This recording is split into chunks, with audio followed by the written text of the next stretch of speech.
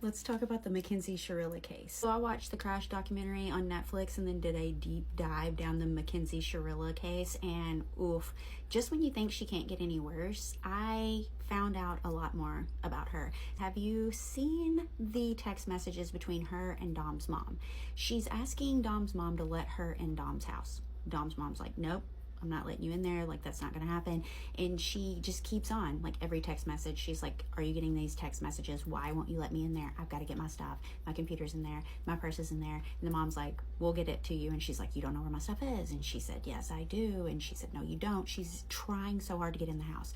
Girl, we know why you want in that house. You know where something is in the house that the mom doesn't know, and you're trying to get it. She just keeps reaching out to the mom, just me, all about me, doesn't give a rat's about the mom or the brother or anyone. Then I just heard this conversation between her and Rosie. She called Rosie from prison, and Rosie's talking to her, and they're just kind of like laughing and mocking everyone, and she's talking about this new music app that she got, Mackenzie is, and she said that it's just a bunch of like people recording things from their house and that it's not actual artists. And she said they sounded like Davion and Dom, making fun of them.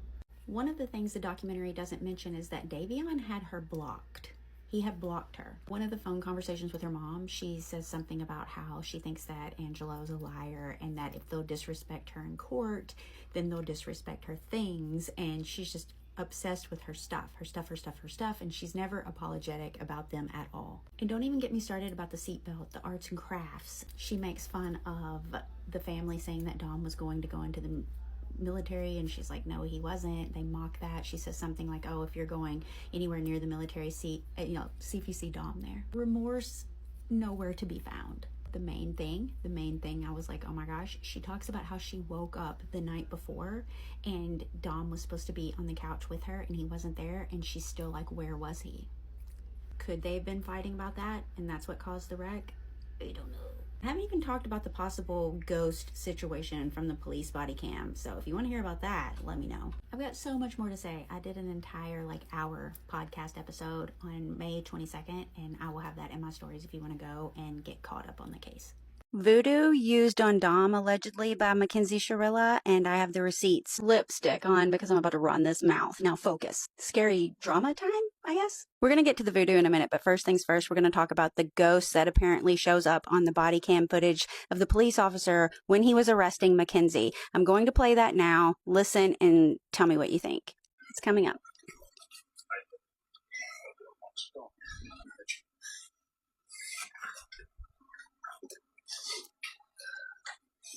Right there.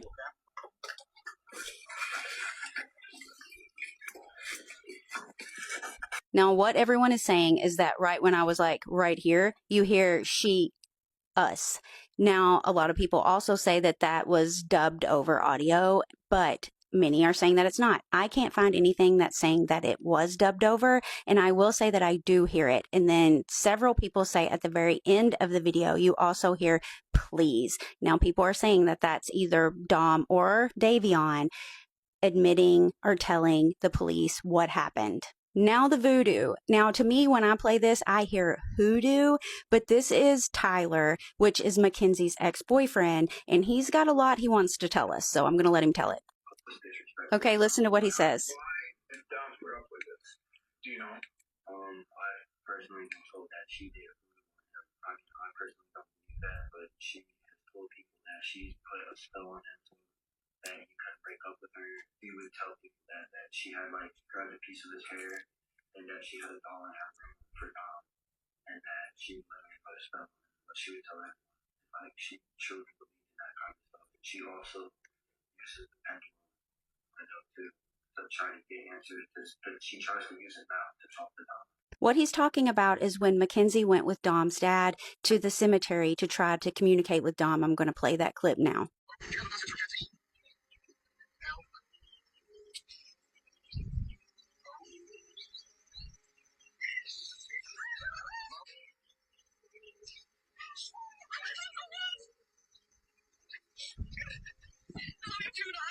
And by posting that, I'm not trying to disrespect Dom's dad. I know Dom's dad feels like he's talking to him, and I hope he's getting the closure that he needs. I am so sorry for all that he's having to go through because of her. I don't think that that was genuine at all. I have heard so many conversations of how she spoke to Dom, of how she spoke to her dad, and there's a really creepy message that she sent her dad too. And if you want to see that, let me know. I didn't want to say this, but I kind of agree with Gypsy Rose over Mackenzie Shirilla and everything she had to say. Kind of. Relax. Lip gloss on because I'm about to run this mouth. Now focus. True crime gossip time. So if you're like me and you've watched everything relating to Mackenzie Shirilla, the crash, all of the things, Dom, Davion, you will know that TMZ did an interview with Gypsy Rose Blanchard. Now, if you don't know who Gypsy Rose is, I don't know how you don't. If you like true crime, she was in prison. It was like a whole thing. She got out. A lot of people said she shouldn't have gotten out. So they're asking her, like, what do you think about all of this? And she's like, yeah, I've watched it all. And I'm not a true crime junkie, believe it or not. Girl, you are the true crime, like, yeah, like she starts talking about how she doesn't think she's really going to go get out on, her parole in 15 years because of how she's been acting. And I will say that I have seen that she's gotten in trouble quite a bit and doing things in there she's not supposed to be doing. Mackenzie and her dad, I don't know what's going on there, but she would text her dad, like, can you bring me warm milk at like 3 a.m? Now, I don't know what the connection with warm milk and rugs. I don't know what that is, but a lot of people say that there is one. There's also another definition for warm milk that skeeved me out to no end. I looked it up. I found it. I can't say it on here. Don't look it up. It's disturbing. And if that's what it is, oh no. She does say, bring me warm milk, don't tell mom. Now, if it was rug related, why would she say don't tell mom? Because mom already knew about the whole rugs situation. Did Rosie go to the crime scene before anyone else? A lot of people say that she did. And then I don't know if it's really been confirmed or not, but there's a creator on here that was talking about how when the car turns onto the road, you will see a light in the car. Everyone's like, oh, it's a phone or whatever. It's bigger than a phone. And it's not a reflection of the light because when the car moves, it moves with the car. If it was a reflection, it would stay in the same place and the car would drive through it. It doesn't do that. People are saying that could she have went there to get whatever that was? And to get some other things. And that's why no one's talking about this larger than a phone device in the car because they didn't find it because she went and got it. I don't know. And then there's also the phone conversation between Mackenzie and her mom. And Mackenzie's like, I'm done with Rosie. She's giving me a weird feeling. I just feel weird about it. And the mom's like, no, you can't get rid of her. She's your best friend. You can't do this. The mom is really wanting her to stay friends with Rosie. Why? And don't say, oh, because she supported her. No, it's something else. It's something else. I want to touch on how everyone's saying, well, you're not addressing all of the stuff about Dom and what he did in his past. Dom has left this earth, okay? I'm not going to bad talk him when he can't defend himself. I'm talking about Mackenzie. If you don't like that, I don't know what to tell you, but I'm not going to bash him. He's not here to defend himself. I didn't know him personally. I know that he did some things he shouldn't have done. I don't think that justifies what Mackenzie did. I also have another theory of what happened in those final seconds that I've not seen anyone say yet. So if you want to know what that is, let me know in the comments. If you've been watching The Crash and you know all about Mackenzie Shirilla, I'm about to show you a theory of what I think happened that night that I haven't seen anyone else say before, and I'm going to show you with a demonstration. I drive an SUV, so to make this more size accurate, I'm going to be using my son's 2022 Toyota Corolla. Not exactly the same, but pretty close. Also, he's 18 and he spilled something in his seat, and I'm not cleaning that up. That's his problem, not my problem. It's too hot out here. Disclaimer, the following reenactment is based solely on my personal opinions, assumptions, and interpretation of publicly available information. It represents my theory of what may have happened and should not be considered a factual account of events. I was not present. I am not claiming that these events occurred as depicted. I think the fight continued from where they were at previously. She sees something on his phone. She wants it. He won't give it to her. I think she completely lets go. I think she leans over like this, locks out both legs, now pushes on the gas where she's locked out both legs to try to reach over. She's doing whatever she can to try to get it from him. Now, here's what I think he was doing. So I think Dom in the passenger seat had his phone over where my mic is at. He was the one that was actually having to drive because she had let go to come after him. So he's leaned up against the door trying to drive and stay on the road as she had both legs locked out, one of which was pushing the pedal completely down. Oh my gosh, about fell over. I think Davion came from the back seat like this. I think he's trying to get Mackenzie off of Dom, but it's not working. And that would explain why he ended up here, why she ended up like this.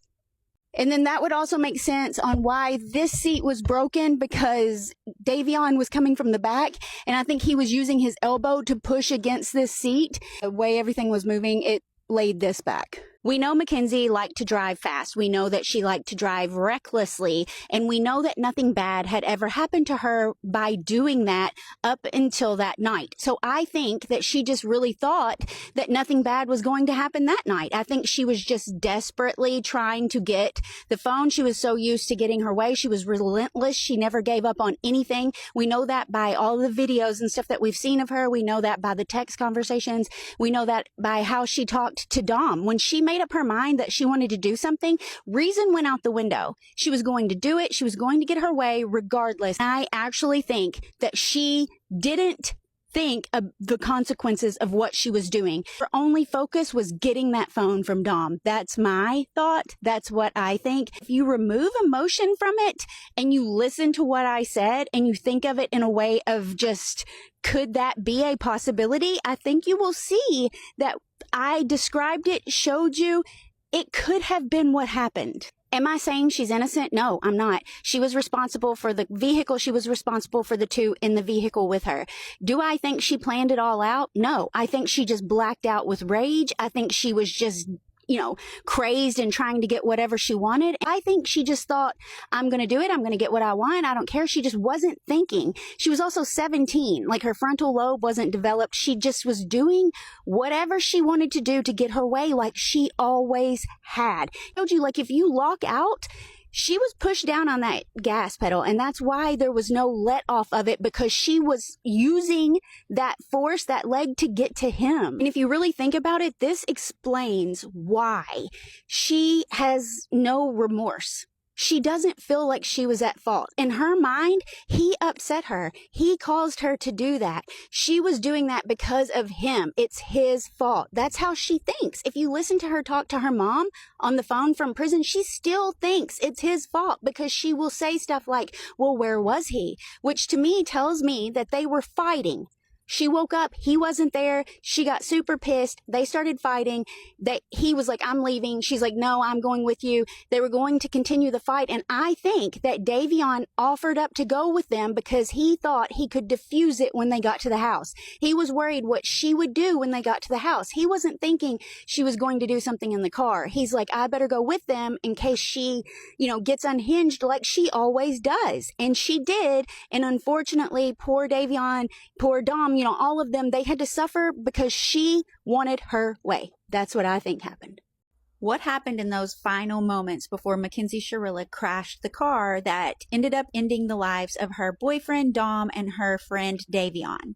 Lip gloss on so I can run this mouth. Now focus. True crime gossip time. I posted a video with the theory explaining what I think happened with the demonstration, but a lot of you had some questions in the comments and a lot of them were repetitive. So let's answer the ones that people keep trying to debunk my theory with. Again, I'm not saying that this is what did happen. I'm just saying that this theory is what makes sense to me, and these are the reasons why. I have a list. First up, seatbelt. Why would she wear it if she typically didn't? I think that she put it on to just silence it because she was arguing with Dom and it was dinging, because she didn't have it on. So I think she just put it on to make it stop so that she could concentrate on what she was saying to him. Why would she be on that road 7 times before unless she had intent? This one I feel like is just kind of a given that a lot of you aren't even thinking about. When you were a teen, did you not ever drive around on back roads? We did all of the time.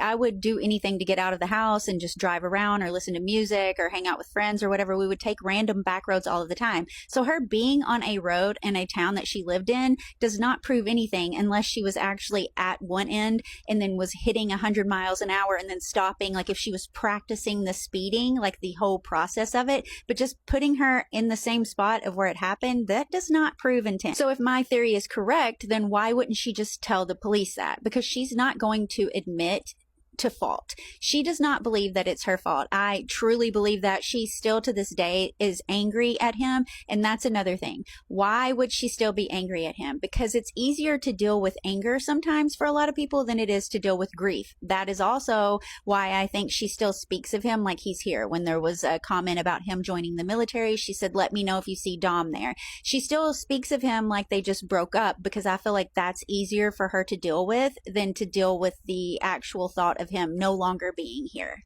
But Davion was sending snaps, okay? And it took me like 2 seconds to lean forward into the car. A lot of people are saying that he would have ended up in the front anyway because he was in the back, but that would have only happened where he was at if he was sitting in the middle. If he was sitting behind either of them, it would have been completely different on placement for him. Another thing supporting my theory that she was in an argument with Dom and trying to, go at him, she had her seatbelt on. We know this. If she was leaned across, turned at an angle with a seatbelt on, that would cause a collapse effect. The belt actually worked as a pivot point, which allowed her body to collapse downward rather than taking the full force of the frontal hit. The frontal hit would have caused more damage to the skull and the chest, but because she was turned sideways, like I suggested, reaching across, her body reacted differently. I also said in that explanation that Dom was the one that was steering, and everyone is saying like, well, how did he keep the car straight? Think about it. If you're in the passenger seat and someone is driving and going at an extreme speed and you had hold of the steering wheel, would you lock in and try to keep it as straight as possible? Yeah, you would. And it would have been easy to do because the inside of a Camry is very compact. Like I said, I used to have one. Another thing that someone brought up, I said that she was trying to get Dom's phone, and some say that she was trying to get her phone back from Dom, and I agree that that could be a possibility.